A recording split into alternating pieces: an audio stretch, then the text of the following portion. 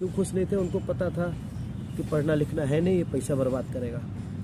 और रहा बात, वो इसमें भी फेल होगा, क्योंकि पढ़ने वालों की बात अलग होती है, वो समझ में आ जाता है। पर हम पढ़ना लिखना चाहते ही नहीं थे, इस चक्कर में परेशान थे। मैं नहीं, पिताजी बहुत परेशान थे मेरे बारे में, क्योंकि उनके लिए ये एक सपना था कि मेरे घर में कोई नहीं पढ़ा लिखा तो कम से कम इसको पढ़ा लूँ, ताकि ये 2 अक्षर पेट में जाएगा तो वो मुझे पढ़ाए या ना पढ़ाए, खुद तो कहीं बुद्धू नहीं बनेगा, ये सोच थी उनकी।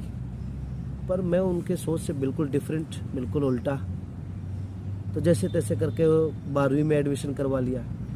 12वीं में एडमिशन करके मेरा कॉलेज चलने लगा। साइकिल से जाता था कॉलेज, साइकिल खरीद के दिया था पिताजी ने।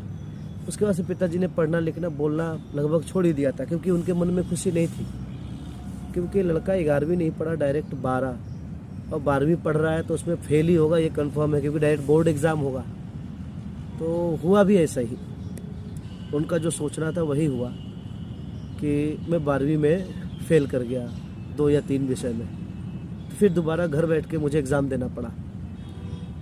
एग्ज़ाम दिया, दोबारा भी क्वालिफाई हो गया।